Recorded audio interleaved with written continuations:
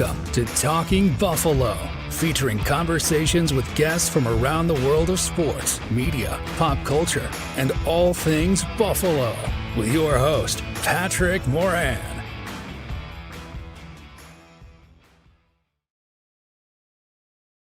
All right, what is going on, everybody? How you doing? Welcome to another episode of Talking Buffalo, your weekday daily driver for Buffalo sports talk and more. My name is Patrick Moran. Big thank you, as always, to everybody out there for watching and listening, for following and subscribing. You guys are the best. I appreciate y'all very, very much. If you happen to be watching this on the video side, we're actually recording this live on a Thursday night for a Friday podcast drop.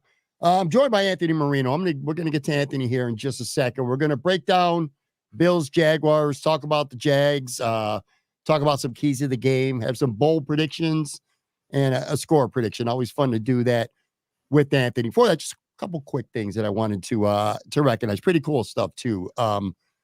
Congratulations, Howard Simon.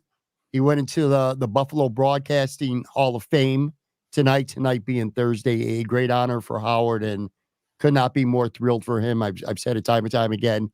He may be my favorite person ever in the Buffalo sports media. Just his career, how long he's been doing it, how good he is at it, and the person that he is. Just a great personality. The first guy to make fun of himself. He never has taken himself too serious. Just an all-around great human being and a great broadcaster. So to go in the Buffalo Sports Hall of Fame, or Broadcasting Hall of Fame, that is a great achievement and very well-deserved for Howard Simon. Our guy, I know you did some stuff with him at Buffalo Rumblings too, Anthony. John Fina, the Bills announced today, is going to be the legend of the game for the Bills this Monday night against the Jacksonville Jaguars.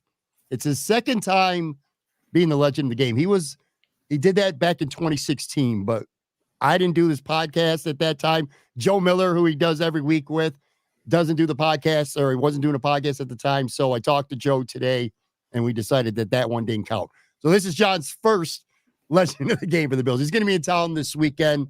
Hopefully I get to hook up with him, but a great honor for John Fina. And again, another great human being, and very well-deserved for him. And then last but not least, on the hockey side, Kyle Okposo announced his retirement today. A very classy letter. He was, he wasn't one of the best players on the Sabres, but he was one of the most beloved players on the Sabres, the captain, one of the most likable players ever in the history of this franchise for the Sabres. And I'm glad that he got to go to Florida and end his career in Hollywood fashion, so to speak, and run off to the sunset with the Stanley Cup. So all great stuff for them. Howard Simon, John Fina, Kyle Okposo, congratulations to all them. As for tonight's show, again, I am joined by my good friend, recurring guest, Anthony Marino. What's going on, buddy? How you doing? Good, man. How are you? Busy. It's been a week. We've talked about it a lot. It's been a week. We've had ourselves a week. I'm noticing right away, by the way, on this, for whatever reason, on the live thing, it's not being broadcast out to Twitter. So only Facebook or YouTube is actually seeing this live. Who gives a shit? We're recording this basically for tomorrow. Anyway, but yeah, it's been a day. It's been a week. I'll tell you this too, because we're recording this Thursday, and again, we're gonna get into some Bills Jag stuff, but there's a million reasons why I hate Thursday night football games, especially when the Bills play. And this is one of them, because I don't know how you feel, but it feels to me like it's been so long since the Bills went into Hard Rock Stadium last week and handled their business against the Miami Dolphins, man. Doesn't feel like it's been a long time since that game now at this point, because they played on Thursday. Yeah, it does feel like a long time. I mean, at least they won, right? And it's like, I know we're not recapping going back to that, but you think of that extended time period, right? Mm-hmm. If you go through with all of this, and you're just like, God, if they had lost that game, like if you're in the same position as Miami right now, and then you have to wait that long to play again. I mean, granted, not as long as the Bills do, because playing on Monday Night Football, but yeah, it's been a minute, man. Yeah, it has. It's been a minute for sure, but we're getting closer. Not that close, because the Bills don't play again until Monday night. So we're going to be doing the whole thing again on Sunday, watching a lot of Red Zone all day on Sunday, getting ready for a game on Monday night with the Bills. A couple Bills notes about this game and about the team, I should say specifically. Sean McDermott, no surprise whatsoever, has already ruled out Terrell Bernard and Teron Johnson for this game. Thought it was notable last week that Johnson did not go on IR before the Miami game. This will be the second game that he misses. So you have to assume that if he didn't go on IR last week, that even though he was ruled out early this week, he's hopefully close to returning. The Bills play at Baltimore following Sunday. Maybe they get him back by then. And then Terrell Bernard, who has not been put on IR yet, but I'm going to assume that he's going to be put on IR. They said he's going to miss about a month. That's something you would expect, right, Anth? I mean, I expected it. I'm kind of surprised I haven't done anything with it yet in order to make a move. It's just Thursday, right? So you wait and see just a bit, but it's one of those that I was expecting it. And then as you come through and like you're kind of running around throughout the day, then you get to do the show. You're almost like, did I miss something? And no, I haven't missed anything. It's just kind of wait and see mode. But the fact that they haven't just yet, I mean, there's some sense of optimism, even if it's just like, listen, there's a chance if it's going to be 3 weeks or 4 weeks or, okay, that's fine. But as I look at it too, I don't want them to rush either one of these guys back. Right. Because it's about the long haul right now. Don't get out there before you need to. They've proven that they can do okay without them for right now. I mean, I don't know how long that can stick for, but at least for right now, don't rush these guys back. Agreed. But it's kind of a catch-22 because this starts a really tough stretch for the month. Arguably, this next month is going to be the toughest stretch of the season for the Buffalo Bills. You got Jacksonville, which we're going to talk about in a second. They might be 0-2, but Bills fans, if there's any team they should be wary of, it always seems to be the Jacksonville Jaguars, no matter how good or bad they are. But then you're going to Baltimore, and you're going to where's Houston, and then you're and at the New York Jets. So a tough stretch. It's never a good time to lose good players. This specifically is a shitty time, but I agree with you. It's you're here for the long haul. It's about the end game for the Bills, especially when you're 2-0. You know what I mean? That is a little bit of a luxury that does get put in there. So I didn't get a chance to talk to you last week. You weren't on last week. Going into the Miami game, real quick here, or not, or I should say actually into the Miami game, because Terrell, the injury happened in the Miami game.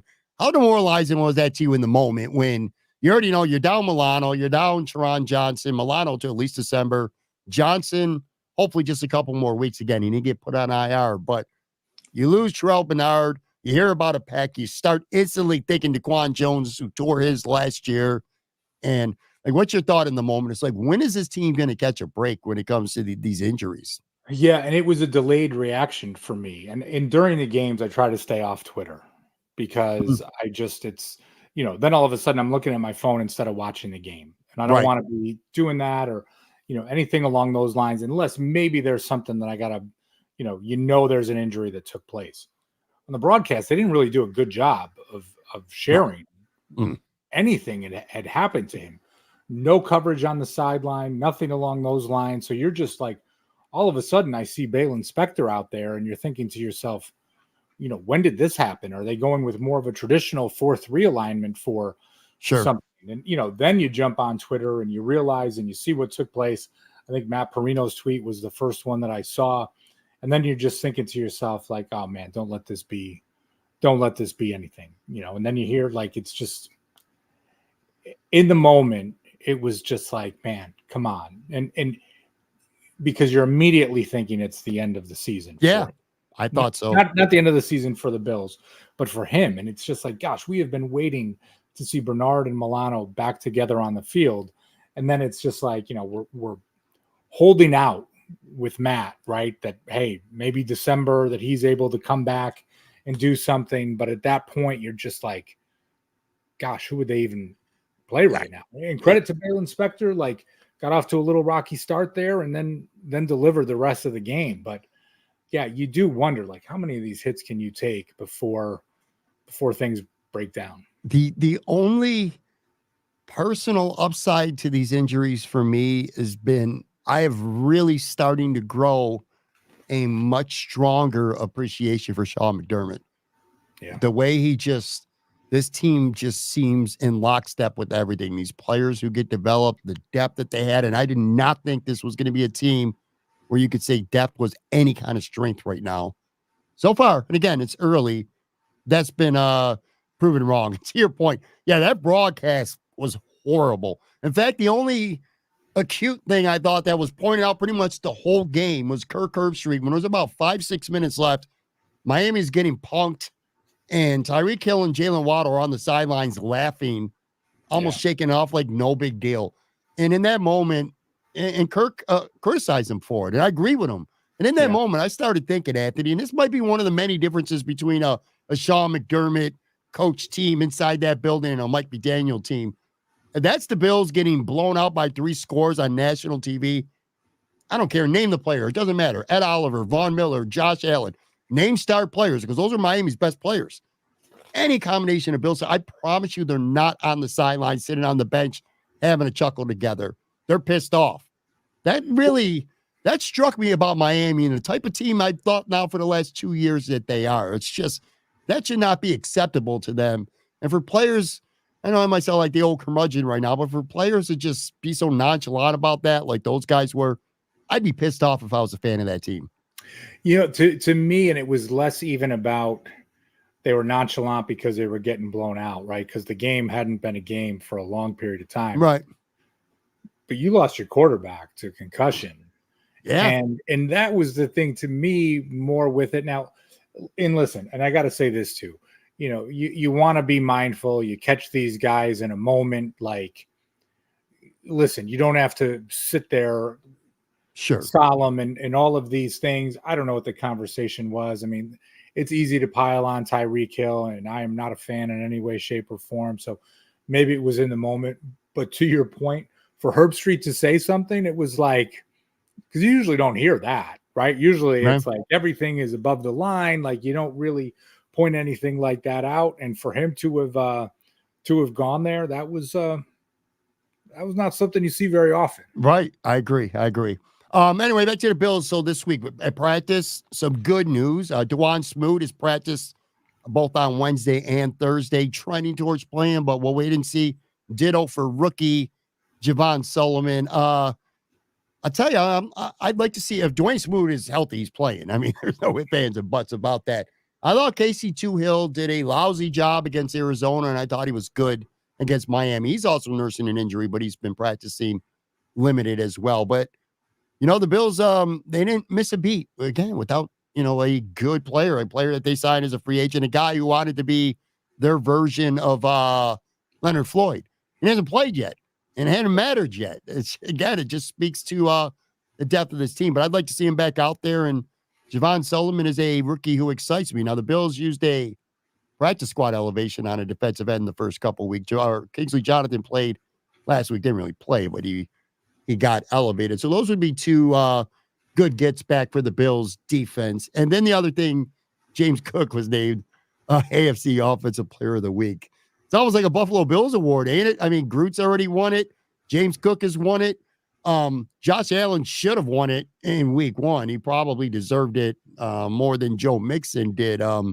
We talked about James Cook. We've had a lot of conversations about him over the summer. Quickly here, before we get into some Jags talk, James Cook has been he's been more than I have expected. Not that I expected him to not be good per se, but he looks like the next Bills star to me so far. Really good. And listen, right? It's 2 games, but from what we've seen in those 2 games, certainly during the preseason, during training camp, you know, there would be too many reports on drops from James Cook, right? We haven't seen that through 2 games so far. So that has certainly been a big thing. I mean, that first touchdown against Miami, right? They're going for it on 4th down. Okay. You know, James Cook in the flat, and you're just thinking to yourself, good gosh, is he too open in that situation? Nothing to worry about there. And, you know, to get to the end zone 3 times, good on him, right? And I think it becomes one of those pieces. The Bills have relied on Josh Allen, right, rushing for 15 touchdowns last year. It's great that he's able to do that. But then when you see James Cook flashing that ability, all right, that's what we're talking about, because now you can keep the defenses on their toes. and maybe kind of open things up a little bit once you get inside the red zone. We talked about it a little bit earlier this week. He's been kind of giving off some of those Le'Veon Bell vibes. He looks patient. He waits for the hole and he's hitting it decisively. He's not going down the first contact. He's not bouncing everything outside and losing 5-6 yards and a carry in the process. It's been a lot of fun to watch. And maybe James Cook listens to Talking Buffalo in the summer. He heard Patrick Moran talking about some silly shit that Ray Davis was going to more or less take his job. It's not happening. Not anytime soon, especially if James Cook keeps playing like that, which of course is good for the Bills. All right. So as for the Jags, this team, I don't like this game. I'm going to tell you that right off the bat. I'm worried about this game because I am a pattern guy. I feel confident against certain teams. I don't care how great Kansas City is. I always feel like the Bills could beat the Chiefs because they almost always do, or they're always in the game, I should say, to the very end. When the Bills play Miami, I feel like everything that could go right for the Buffalo Bills is going to go right. Vice versa for Miami. When we play the Bengals, I don't like it. When we play the Jaguars, I don't like it. And that's because it feels like a trend. The Bills just play shitty against the Jacksonville Jaguars for whatever reason. Ed Oliver described it as weird during his press conference on Thursday with the media. Last year, a great example. The Bills, now look, London's a factor, overseas travel and stuff, but the Bills went to London last year and they got beat pretty soundly. It was 25-20, but that score was not as close as the game indicated. Jacksonville, it felt pretty lopsided. They had 29 first downs that game last year. They were 10 of 18 on third downs. They held the ball for 38 minutes. The Bills did not get on the board until near the end of the first half, over 28 minutes of being shut out. Sean McDermott's only 1-3 against this team. They lost to him 9-6. It was the Urban Meyer year. Remember that a couple of years ago? They lost to him in the playoffs 10-3.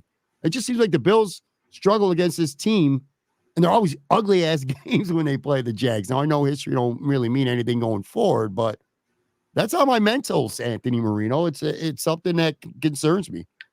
Here's the difference, though. All three of those losses took place on the road.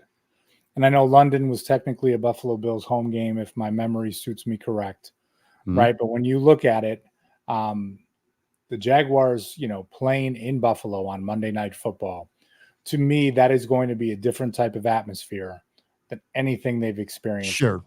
So many Bills fans in London last year, but it's a neutral site type of game. Not enough fans there to, have it be any sort of a takeover. And it was the London experience is very different than when you're in Orchard Park. Definitely. Right. I mean, the Urban Meyer game, okay, that taking place in Jacksonville, the playoff game in Jacksonville. And, the Bills win, right? That was what? The Robert Foster game, the Shaq Lawson fight game. The Bills took care of business. So for me, I understand what you're saying. You play any 0-2 team right now Sure. that has talent on their roster, and they certainly do. But that's the one caveat for me right now. Highmark Stadium is going to be something else on Monday night. I truly believe that. For all you fans out there that are going to the game, pace yourself, make some good choices. Mix in a bottle of water here and there just to make sure that you can be loud throughout the game. But I think that is going to be the difference when we talk about this. But don't get me wrong. I don't look at any of this and taking them lightly or for granted. Just like you said, that 1-3 record that sticks with you. But when I look at the differentiating factor, that's certainly one for me. For sure. Let me address, because again, we are doing this live on the video side. So for people who are listening to audio the next day, got a comment in the chat, and I want the live chat. I want to pull this up, and I'm going to address this because it's very fair. I just talked about how the Bills just always seem to do everything right against Miami, and Miami does everything wrong. Offer Sheet commented and said, then why did you think they would lose to Miami by 10? In fairness, and again, I'm not afraid to call myself out, man, when I'm wrong, but on last week's preview show, I did pick Miami to win the game 30-20 because I said through all, complaining about all the stuff that, or not complaining, praising all the stuff that Buffalo always seems to do well against Miami. I'm like, if not then, when's it going to be for Miami? It's a short week. You're at home. Josh Allen's not 100%. Jaron Johnson is out. You desperately need to win this game. At least so I thought they were going to play with some desperation that they would need to win this game. All the factors seem to be in place for Miami to finally get over that hump. So I picked the Bills to lose that game 30-20. And of course, the Bills go out and they win by 3 touchdowns. So I'm glad I was wrong. But I was wrong. I'm not afraid to call myself out. Back to the Jags. Yeah, you're right. Look, let's throw the history out the window for now. Who cares a shit about that? But this is a team right now, the Jags, that are 0-2, but there's some dangerous elements to this team. And for me, it starts with their pass rush. I think their pass rush or defensive line is great. Josh Hines Allen, thank God. If you don't know out there, Josh Allen, the other Josh Allen is now Josh Hines Allen, changed his name, thank God, because that used to be able to, that would get a little confusing. But anyway, he's a great football player, man. Javon Walker was a first-round pick a couple years ago, first overall pick, I should say, a couple years ago. Those guys on the edges are really, really good. And so is Eric Armstead. He was a guy that the Bills were pursuing. If you remember last year at the start of free agency, Sure. Diane Ruzzini from The Athletic temporarily reported that he was going to be signing with the Bills. And I remember for that 5 minutes, including myself, there are a lot of excited Buffalo Bills fans. He is a really, really, really good defensive tackle. So this team has some holes in it, and we'll talk about the offense in a second. But when you talk about Jacksonville and the problems they present, and historically the problems they presented for the Bills, it starts with the defensive line. They've done a good job when they play the Bills, at least anyway. They get pressure with their front four, and they don't really need to blitz as much. They play a lot of man, and they don't need to blitz. So that is a very formidable, talented defensive line unit for Jacksonville. No, absolutely. And listen, this is a talented Jacksonville team. For whatever reason, it is not adding up for them. You look at these last 2 weeks, they could very easily be 2-0, right? And how the narrative would change if they had, did not blow the game against the Dolphins. And, they certainly were in position that they could have won the game against the Browns this past weekend. So, you try not to take them lightly. And you talk about that defensive line, yeah, the Bills' offensive line has held up so far through 2 weeks, right? The guys are playing well, but this is a talented bunch. Joe Brady, what he is doing, what Aaron Cromer with his, squad on the offensive line, it's going to be an underrated storyline, I guess is what I'm trying to find the words for. It's almost a little puzzling to me that Jacksonville is 0-2 when you look at the roster, because they really have a lot of name recognition talent on this team. I talk about their defensive line, and they play. I saw this stat on Twitter this week. They played man-to-man defense 63% of the time, which through 2 weeks is by far the most in the NFL. They play cover one man 53% of the time. There's nobody who's even close. So what does that mean for the Bills? Well, there's going to be a lot of opportunity, a lot of one-on-one coverage. And this is something to a point. I want to pull up another comment here in the live chat. Colleen says, do you think Josh's hand will affect his passing game? I know it's his left hand, but you kind of need both hands. Well, it's not going to affect his passing game. We saw against Miami, he can throw the ball just fine. However, I am concerned about his left hand, because the thing about the Miami game was there was a concerted effort, I should say, for him to not run. He ran once, he slid quick. That was the only time he ran the whole game. You could tell part of their offensive game plan, which became really easy once they got up 3 scores, was we ain't going to get Josh hit. He's not taking a hit to that hand. No tush pushes, no scrambles. Get rid of the football quick. Any danger, get rid of that shit. So that was the game plan last week. Jacksonville, again, you would say, well, man-to-man defense, that means you're going to get plenty of opportunities for your quarterback to run.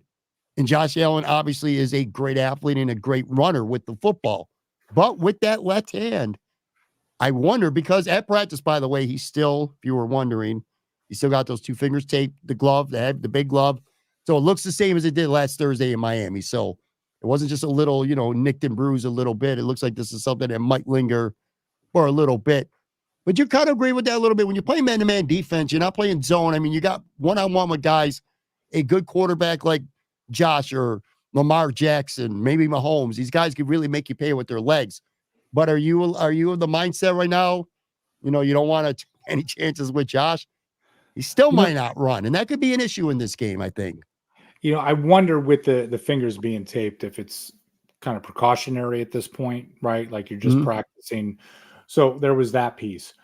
He didn't have to run against Miami, right? There was no real situation where it was like, hey, you need to make a play. So he's going to take off and he's going to do something. I mean, if anything, the last play we saw, he ran about 25 yards to the sideline and then hurdled a bleacher, crazy dude, like the bench crazy. that was there. So, but I think to Colleen's question when she says, like, will it affect the passing game? But maybe it will, right? I mean, depending on what Jacksonville does defensively, like, listen, if they're like, yeah, we'll give you some shots down the field and let's see if you can do something, because if you're just looking to get rid of the ball quickly, and maybe we give that talented defensive line a chance to, to tee off, like if we know you don't want to take any shots, maybe it is something that has an effect. I don't know. And it's, this, Pat, like through all the years of being a Bills fan, like you never want to feel too confident. You don't want to feel pessimistic either. But like you said, you go into this one. If he didn't have that on his fingers right now, you'd feel a lot better. And I'm just hoping, like I said, just a precaution that when he comes out on Monday, no sign of the tape or the splinter or anything like that. You get a sense, and I know you're a guy who kind of likes it better when the Bills are like almost like the underdogs. They certainly started out the season as underdogs in a way. Like nobody was picking them to win the conference, and a lot of people weren't even picking them to win a division. National media perception was this is going to be a down year for the Bills. Fast forward, we're in week 3 now, and you could just see it. You could see the train, the momentum building nationally. Now, all of a sudden, the Bills are right near the top, in some cases, the top of the power rankings. And now the Bills are, they're great again. They're great. Not talking about us. I'm talking about the national media. Now they're great. They're front runners again. Weeks 1 and 2 kind of felt like they were the underdogs. And now it feels like they're America's darlings all over again. They're the front runners. I kind of don't like that. I like them when they play as the underdogs. And I've always been that way. It hasn't been a lot, though, over the last couple of years because they've been the front runners. But I kind of like the way the first 2 weeks went where a lot of people were counting the Bills out already. Yeah, and it's it's okay from that standpoint. Other teams are being counted out because they've been losing games. Right? I mean, the Bengals lose to the Patriots in week 1. Obviously, the Dolphins take a hit against the Bills. You lose your quarterback. The Bengals or the Ravens, right, are 0-2 at this point. So no one was expecting that piece. So it's a little bit of a process of elimination too, as you look at things. But Sean McDermott, that staff, like they will find any angle to position themselves as the underdog that they possibly can. And you talk about Jacksonville, all of those guys, they will talk about last year's game in London. They'll talk about 9-6, all these things, how, this is an opponent you can't take lightly. Like they've learned their lesson against this team. Yeah. All right. So that's the defense in a nutshell for Jacksonville. Really talented defensive line that could cause problems if you don't block them, if you're not careful. Back 7. All right. And again, a lot of man-to-mans. There's going to be a lot of opportunities for the Bills. We'll talk about that in a minute. Offensively, by the way, old friends now in Jacksonville, Mitch Morse, Gabe Davis, they have fallen off. This team has fallen off.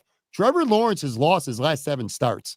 And Doug Peterson looks lost right now. I saw a post-game press conference with him last Sunday night, and he couldn't find the words. It was just weird. But Trevor Lawrence pretty much said they suck right now. Again, a lot of talent, but they're just not winning. Their offense is 22nd. Well, only small sample size, but still 27th in scoring offense through 2 games. This is an offense that it feels like it should be better. And you know why they're not better? Because they don't block anybody. That's why they're not better. They got big name receivers. They got Travis Etienne. They got the first overall generational quarterback, and then they don't block. This offense has not been good, and this team just keeps finding ways to lose. You got to wonder about Doug Peterson. Like, if they go on and get blown out on Monday night, I think there might be some calls in Jacksonville for Peterson. Now, and I think you're right. And it's, I don't pay too close attention to the Jags, right, for like what they've done. I mean, even if you just said, oh, they've lost their last 7 games, like, oh my gosh, really? Like, And that's a tough stretch when you think about things for where they are. And I mean, Doug Peterson, when he came in, it was just like, oh, Jags are going to be fine, right? You get rid of Urban Meyer, like you've got a coach that shouldn't have been let go in Philadelphia for what he was. But sometimes you just that momentum, that's downward spiral, can be tough to recover from. And I don't know if they do lose to the Bills on Monday night. I don't think they're going to make a move. Some people are speculating, but it's, you talk about a short week, right? Playing on Monday Night Football, but that leash is going to get pretty tight. By the way, they play Houston in week 4 too. So, I mean, this is a team, if they don't win on Monday, they very, very well could be 0-4. And then all bets would be off if you're a Jacksonville fan. And again, if they start the season 0-4 with losses to the Dolphins, the Browns, the Bills, and the Texans, I mean, those were 4 playoff teams from last year. So sure, you got to win, though. I'm not making excuses for them or anything along those lines, right? Like if you're that week 1 game, they should have put the Dolphins away. They completely should have put the Dolphins away. Yep, but they did. Your record is what your record is, but it's not like they are, Agreed. losing to bottom of the barrel type of teams. Agreed. Let's take a quick break. On the video side, it's literally going to be a 3-second break, and then we'll come back over some keys of the game for the Buffalo Bills.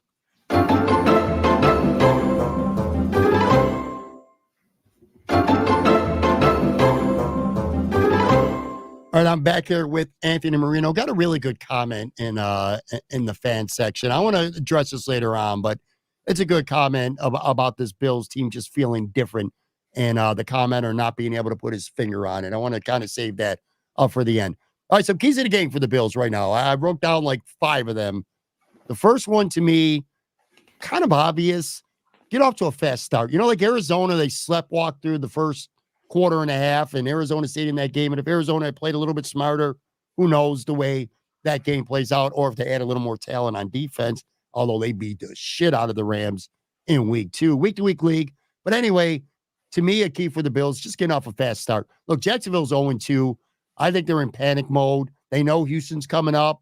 They Doug Peterson and job security questions are probably starting to come up. Trevor Lawrence knows that he's lost his last 7 starts. You come into Buffalo on Monday and you get punched in the mouth early by the Bills. Say the Bills go up 2 scores at some point in the first quarter, early in the second quarter. I think you could catch a team that, for all intents and purposes, just feels demoralized, defeated, and could go running for the bus. Don't let them get off to a good start like Arizona did 2 weeks ago. For me, that's a key to the game. No, and it goes without being said, right? But kind of along those same lines, this is a team that the Bills came out sleepwalking last year in London against them. Like we've seen this before, right? So, you're a little scarred when it comes to this type of situation, but yeah, you can't agree more. And, it's one of those scenarios too.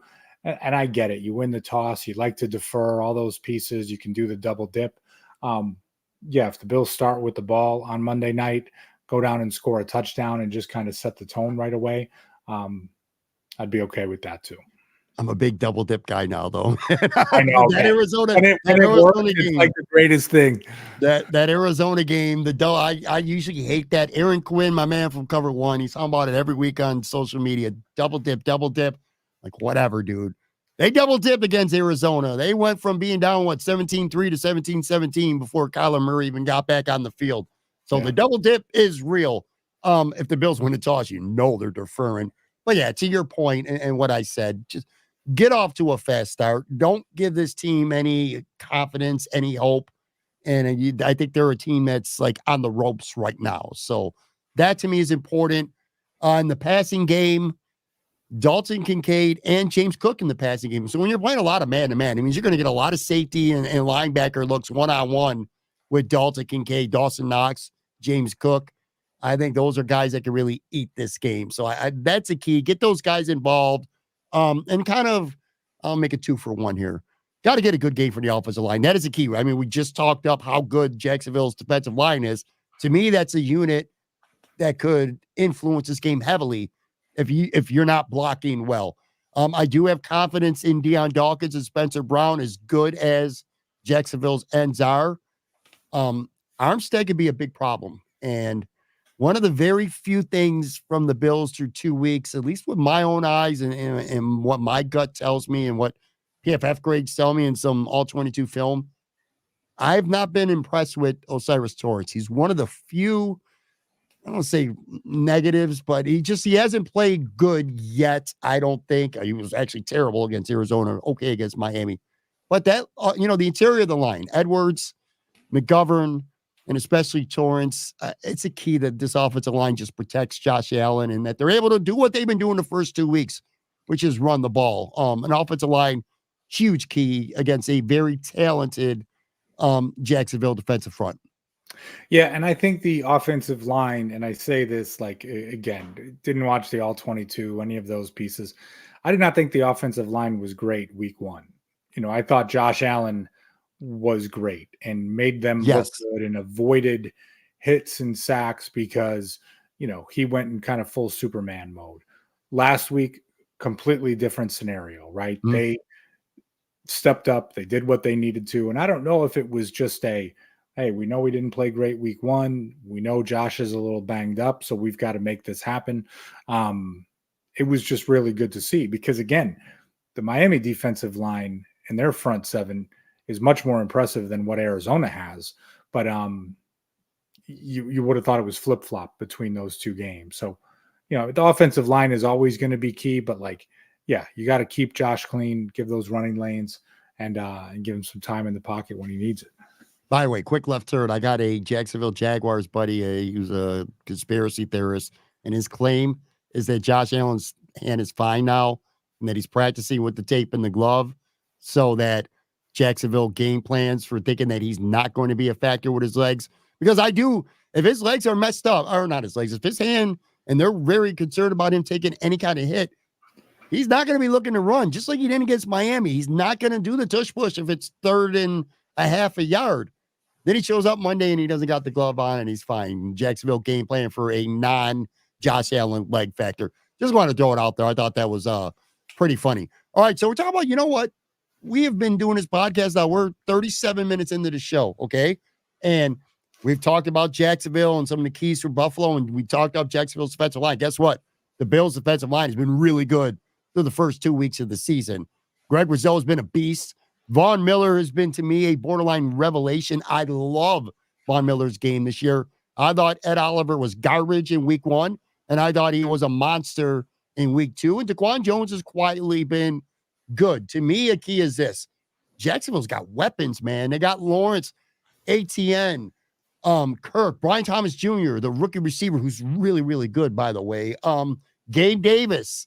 You know what they don't got are a bunch of guys who could block, though. This is another game for the Bills defensive line. I think this is a key, man. Being good. If you play like you did against Miami, you're masking. Not only are you going to put pressure on Lawrence, but you might also help mask what could potentially be a problem with your second level with Spector, Dorian Williams, and Cam Lewis. All of them are going to be starting this week. Yeah, and I think a key, and I haven't seen anything today, Evan Ingram's health for Jacksonville. Seems like it's trending down. It seems like he's trending down, yeah.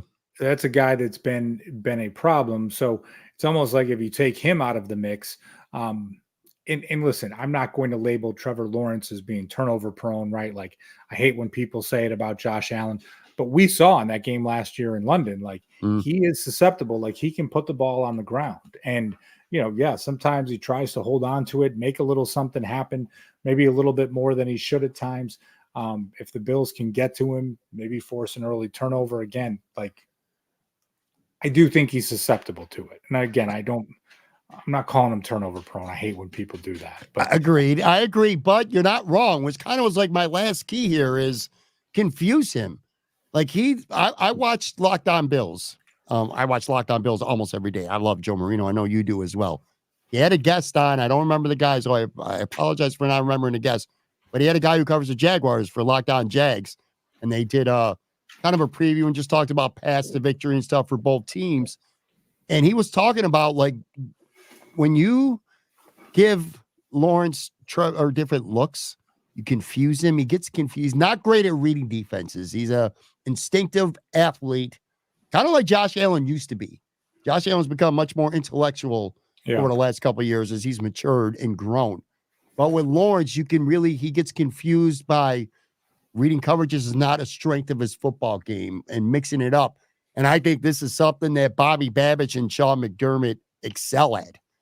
So I would say, like, my last quote unquote key of the game is confusing him a little bit, mixing it up, not letting him know what's coming. Like, he might think it's going to be something pre-snap, and then after the snap, it's a different look, a different coverage. So I guess a key, I should say, Bobby Babich is being a little creative and getting into Trevor Lawrence's mind, because he is mistake prone, like you said. No, and I think that's fair. I mean, I think for along those lines, I mean, Bobby Babich, especially through these first 2 weeks, like, his star has been on the rise. So it's, again, let's continue to keep that moving in the right direction, see what he brings to the table. That is something that's different. Again, we talk about the, kind of the different looks that the Bills can give them. Well, Bobby Babich wasn't the defensive coordinator last year. So let's see if that might mix some things up. Sure. In terms of being worried about things that I'm worried about, I mean, we talked about some of them, just their ugly history just concerns me, even if it shouldn't. And Josh Allen's hand, assuming that there's not a conspiracy theory out there and that it is still banged up. I'm a little concerned that, look, if you're taming him a little bit, like Sean McDermott, all of the first half of last season wanted Josh Allen to be tamed.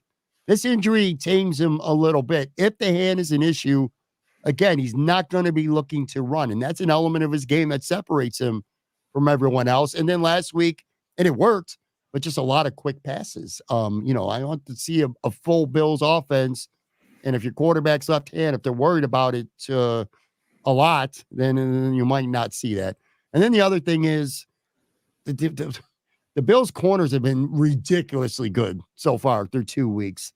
Jacksonville's got some good receivers. That does worry me. Ryan Thomas Jr. is really good. I mean, God, I wish this was the guy the Bills ended up with. No disrespect to Keon Coleman, but man, what a difference maker he's going to eventually be for Jacksonville, and he would have been for Buffalo. But point is, even without Ingram, I do get concerned because Jacksonville does have really talented pass catchers, but they got to block. If they can block somehow, and the Bills, if Ed Oliver has a week 1 Ed Oliver game, if Von Miller, for whatever reason, struggles, there's going to be opportunities for guys like Brian Thomas Jr. and Gabe Davis to make big plays.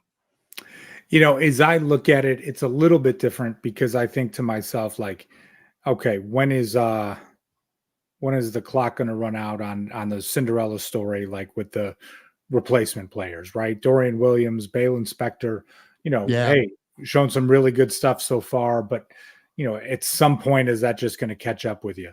Agreed. Jamarcus Ingram, love to see it, right? Should have been defensive player of the week, in my opinion. Okay, that's fine, but it's just like, at what point does it, do they figure it out a little bit with some of what they have on tape? So I'm not saying that I expect that to happen. Sure. It's just the part where you're just, you're holding your breath just a little bit, right? I mean, I throw Cam Lewis into the mix. Like, I mean, everyone used to be so down on Cam Lewis beforehand because Justin Jefferson makes one of the 4 most ridiculous catches you've ever seen in your life. And, now he's getting an opportunity to fill in for Teron Johnson, and he's doing a great job. So it's like, yeah, you just want to see that keep going. But there's also this part of you that says, if it doesn't, it's kind of okay, right? I mean, throw DeMar Hamlin into that mix too. Like, these guys, you're getting the most out of them, but at some point, is it going to be too much? I couldn't agree more. That is a fantastic point. Yeah. When is Cinderella, so to speak, like you said, when is she going away? Because the safeties, Hamlin and Rapp, I have been, since the season started, expecting them to get toasted. It hasn't happened. No. This is the week where they make a couple bad mistakes, where Taylor Rapp makes a really bad mistake that costs his team a touchdown. It has not happened this season. I've been anticipating it. You said it, Spector and Dorian Williams, both out there starting with Cam Lewis. At some point, that play's going to level off a little bit. Hopefully it won't matter. Let's get to some bold predictions now for this game. Actually, before I get to the bold predictions, I want to pull up this comment. I want to know if you agree with this at all, because I actually do. This resonated with me. Just Saying 69 said, this is a different feel this year. I'm not sure what it is. I've been a Bills fan for 55 years. Props to him. It's a long time to be a fan. And I can't put my finger on it, but just feels different this year. I kind of feel the same way. Like, why is this team good? They're not supposed to be this good through 2 weeks. And I do think the formula, whatever the formula even is, feels sustainable right now with this team. They're a lot better than I expected them to be. And I quite don't know why, because you look at the stat sheet and nothing has really popped statistically off at you, but just collectively, it's been a really good team so far early in the season. And I said this earlier, I go back to the coaching. I just think this team is so much better prepared than most teams week after week. And I don't think I gave Sean McDermott in the past enough credit for that. I will say this. I understand the statement and the comment and that it feels a little different. For me, it's just too soon, right? Like 2 weeks in, it's just a little too soon. That part is fine. Hey, if this can keep going, I mean, we've always said, as long as you have 17, I like our chances, right? Or some version of that. Well, you still got 17. So with everything else, but to your point too, and I feel like Sean McDermott finally getting some credit for that piece is well deserved. In my opinion, Sean McDermott should have been the NFL Coach of the Year. He could have been 3 different times. Yeah. Right. He definitely should have been, in my opinion, in 2017, when the entire world thought that they were tanking for the number 1 draft pick and they make the playoffs. You certainly could have made the case for him in 2020, right? During the COVID year, the Bills going, 13-3, 13-4, however many games there was at that point, and just the Bills becoming a juggernaut and Josh Allen just going and becoming an absolute superstar. And I'll still say this, with everything that the team went through 2 seasons ago, I don't care who's the number 1 seed, any of those pieces, what takes place.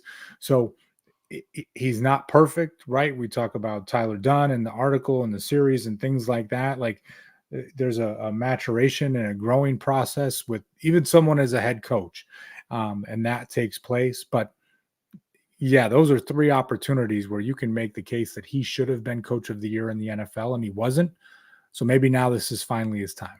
That's a great point.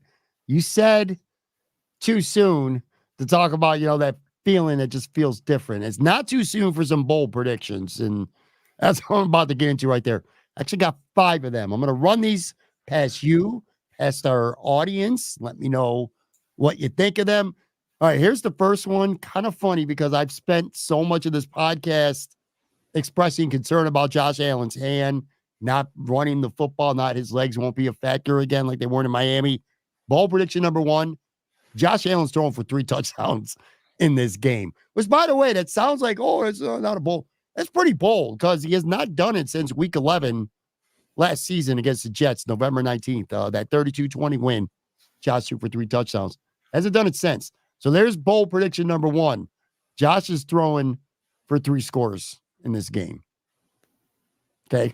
Yeah, I'll take that. I thought you were going to your next one. Sorry. I am going to go right to the next one. We're going to flip right to the other side of the football because I just told you I'm waiting for Damar Hamlin and Taylor Rapp to have that disaster game. And maybe they still do on Monday, but I'm going to predict that one of them get an interception on Monday. Either Damar Hamlin or Taylor Rapp, one of them are going to have an interception. Bold prediction number 3. I'm just going to run all 5 of these off. Then I'll get your general thoughts. Number 3, old friend Gabe Davis is going to score a touchdown for Jacksonville. His mom's going to have a really nice tweet, I'm sure, on social media. By the way, his mom's a sweetheart. But I like Gabe Davis, dude. If you could guarantee me the Bills are going to have a stress-free win, I'll let Gabe have his touchdown. I ain't going to be mad at him for it. I like Gabe. You've earned to get in the end zone, just not if it's going to be a close game. But anyway, he's going to score. So whether you like it or not, it's going to happen. I'm telling you now. 4, this is my one negative. Well, actually, Gabe Davis technically is a negative one. This is my other one. Tyler Bass is going to miss another field goal. The concerns with me are legit. I think anything between 42 to 47 yards, I am very concerned. They worked out 2 kickers this week. And if he does miss another field goal this week, it could be an interesting week for him. But I think he's gonna miss one again. And then my last bold prediction for a 3rd consecutive game, Von Miller is going to get at least 1 sack. I just love the way this guy has looked early on. So there you go. I got Josh throwing for 3 touchdowns, either DeMar or Poyer getting a pick. Gabe Davis is scoring. Tyler Bass is missing a field goal. Von Miller is getting a sack for a third straight game. You know what? It's interesting with Von Miller too, right? Because he's playing less snaps and being more productive. And it's one of those things you always wondered, like, would the team be willing to do that? You know, not to leave him out there on additional downs just to try and justify the salary or whatever might be taking place. And for him right now to see that, like, listen, I mean, if all of these things take place minus the Tyler Bass one, I'm okay with it. Tyler Bass, I feel a little bit different. It's just like the amount of time that Bills fans have spent talking about him. And I realize, right, the game against Kansas City, that was heartbreaking. You don't want to see that. But it got to the point during training camp that, like, the lead story was Tyler Bass on way too many days for what he was doing. And it's just like, gosh, man, is there not enough storylines with this team that we were obsessing if, you know, Tyler Bass went 7 for 12 on field goals during practice? And it's like, the media is not seeing the entire practice. They don't know everything else that he's working on. They see a portion, and I'm not blaming them. Like, that's like, it just became this storyline that really kind of took over. But it's like, until he misses one in a big spot, I'm going to just, it's fair. I'm not going to say I'm confident. I'm just not going to worry until I have a reason to worry. That's very fair. And he didn't give me a reason to worry against Arizona, and some big kicks there that you definitely needed. So for right now, it's like the shank when you're up 31-10 against the Dolphins and the game's basically over. Did I like to see it? Absolutely not. But that's not going to have me worried. Well, that's fair. But I will say, it's one thing if Tyler Bass doesn't give a crap that Pat Moran and Anthony Marino are kind of lambasting him on a stupid podcast. But when the Bills start working out other kickers and Sean McDermott says, you know, I can't remember what he said word for word, so I don't even want to paraphrase, but he did say that we're still confident in him. But it didn't sound like that. It wasn't a July, we're still confident in Tyler Bass. It felt more like, dude just shanked a field goal last week, but we're still confident in him type thing. So just saying, it's something to be wary of. I have felt before the season started, something's just not right with this guy. Before we get to a pick, you got anything? You got anything bold?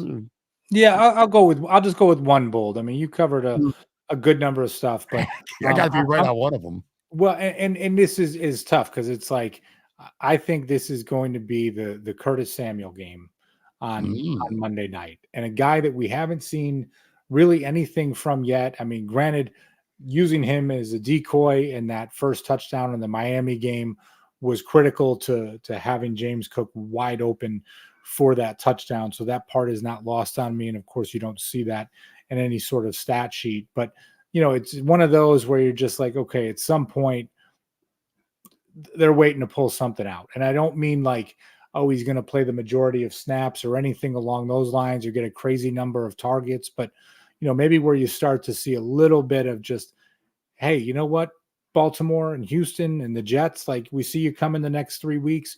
Here's some things that we're going to be doing with these guys to keep you on your toes, because, you know, you can't just game plan for the same old Bills. We're going to do some different things here. And I think adding some of those wrinkles on Monday Night Football will help the Bills when it comes to the game plan that their opponents have these next 3 weeks. I like that. Bonus bold prediction. Samuel's going to have because you're talking, I'm like, I like that. Curtis Samuel's going to have a 45-yard or longer play in this game. So, which kind of goes to your Curtis Samuel game, and it's going to consist, part of it is having a big play, a 45-yard or longer play. I like it, man. I like it. All right, give me your game scores. Prediction time here as we wind down. Yeah, and this is one, I'm going to say it with a caveat. I think the game is going to be closer than what I say for the score. But 28-17 Bills. I think they'll have kind of a late touchdown to put things away, but, you know, things kind of chilling in that 21-17 realm, a little bit too close for comfort than you would want it to be, but the Bills getting that late touchdown to just kind of ice things 28-17 will be my prediction. I got Buffalo winning 31-22. I just feel like Jacksonville's going to get some kind of weird score, whether it's a 2-point conversion or a missed extra point or something. But I feel like the Bills are going to play well out the gate. And I'm not going to say the game's never going to be in question, but this will be a little less stressful than what I would normally anticipate when we're playing Jacksonville. So I'm going to go Buffalo 31, Jacksonville 22. One last thing here. My son was talking to me, and he likes to ask questions, and I love when he does, but he told me, or he asked me, I should say, when it comes to this team right now, they're 2 games, again, small ass sample size, but what has impressed you the most and what has disappointed you the most? And it's tough to really be disappointed in anything when you're 2-0 and you've looked really, really good for the most part, minus the first quarter and a half of a football game doing it. And I came with him with the disappointing part I already talked about. I just Osiris Torrance, that week 1, 3 penalties, cost his team a touchdown. He had really crappy PFF grade. I think he's like one of the lowest graded guards in the NFL right now, which again, whatever. And I'm nitpicky because, and I'm not counting the injuries. The injuries would be the obvious thing. Sure. But I would say it was Osiris Torrance. And then the most impressive thing to me, I can't say this enough. I think Von Miller's back. I think Von Miller's 2022 Von Miller. It's not even just that he had a sack in both games. It's the way he's pass rushing right now. A variety of moves, confidence, spinning inside, using his hands to get outside, a couple of really good bull rushes, using his hands in various ways, just being around the quarterback. He's had a handful of pressures too, as well. And I just feel like that's a trend that can continue, because I think Greg Rousseau is going to be the guy. If you're chipping a tight end and moving a running back a certain way, I think it's going to be a lot more towards Rousseau. I think these one-on-one against the right tackle opportunities are going to be there all season long for Vaughn. And I don't want to say I'm blown away, but I am really impressed by how good he's looked. He looks hungry. I said this earlier. He was clearly embarrassed about how he played last year. And I think that fire, he talks so much and it's tough to take some of the shit he says serious, but I think there's a fire in him, man. I really do. And I think it's shown through the first 2 weeks. So I probably said Von Miller. Does that kind of sound online with you? It sounds online. I'm going to go in a different direction. And this is more of just what popped into my head first, but I'm going to go with your 2 coordinators, Bobby Babich, Joe Brady. Brady last year, they're in the interim. I get that part, but at least through these first 2 games, these guys have both delivered, right? I mean, we've seen it, again, minus the first half against Arizona and what that was. But, from both those ends with Bobby Babich, as it relates to the injuries, no letdown there, guys making big plays, swarming to the ball, being active, whoever's on the field, playing with a confidence and a swagger that you like to see, that's not reckless or anything along those lines, but just doing what is necessary. And when it comes to Joe Brady, I truly believe it's just this. Again, I'm not going to play it into any narrative. It's if we can run the ball at 6.5 yards a pop, we'll continue to run the ball at 6.5 yards a pop and just milk the clock and score touchdowns and put this away. And hey, if we got to do something where we got to dial it up to make a play to throw the ball, I think that's fantastic. And I'll just add one more piece. You said it before, Sean McDermott, even just one simple play, not just everything that took place. You talked about it before, that first drive against the Dolphins, when they call the timeout, on the 4th and 3, you're okay, you're trying to draw them off sides or see what they got. You burn a timeout in the first half. Nobody cares. And then they come marching back out with the offense. And it's shoot, man. All right. They're actually going to do this. And, and I say that Sean McDermott, by all the statistics and the metrics, when it comes to going for things on 4th down, he's been aggressive in his time as Buffalo Bills head coach. At least he has over these past 5 years or whatever it's been, right? You've seen that type of a shift, but he doesn't always get enough credit for it. And at least that one play, of course, listen, it worked. If it didn't work, the defensive end gets a fingernail on the ball, we're questioning that and saying, should you have taken the 3 points? But, when you're a head coach and you show that confidence in your team, they want to deliver for you. And he did. So, I know it's not as exciting when you talk about things that surprise you to be the head coach and your coordinators, but you know what? That's been a pleasant surprise for me. That play too, I think it's worth mentioning. James Cook suffered with drops last year. Totally. Heard about the drops this summer, and it's a key 4th and 3, and you're trusting him to make a catch and beat a guy. And he did. Oh. I think that's not saying, hey, I got confidence in James Cook. That is showing you I got confidence in James Cook. Actions speak louder than words, right? So 100%. Look, I think the Bills are 2-0 right now because, well, for a lot of reasons, but the biggest one is they have coached circles around both teams both weeks. Miami goes without saying. Arizona, what the hell are you doing? Marvin Harrison, 1 target or 1 catch for 4 yards. The coaching has been great. And I don't know if it's Babbage or McDermott or what percentage you divvy up when it comes defensively, the way that game plan to beat Miami and frustrate Tua, but it was borderline brilliant. Coaching has been a big deal. Hopefully it will continue to be a big deal. We both got the Bills to win. What was your score again? 28-17. So when you have 28-17, I got them 31-22. So, all right. So we both got a 2-score win here for the Bills.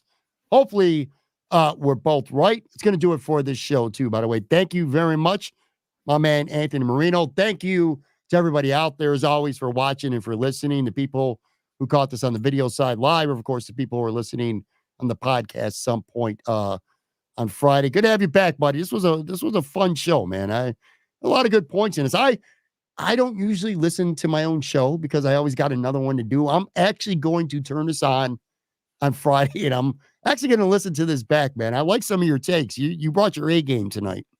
Listen, let's hope those takes come true on Monday night. So, thanks, man. All right, guys, that'll do it. Have a good weekend. We'll be back. We'll talk more Bills, Jags before the game on Monday.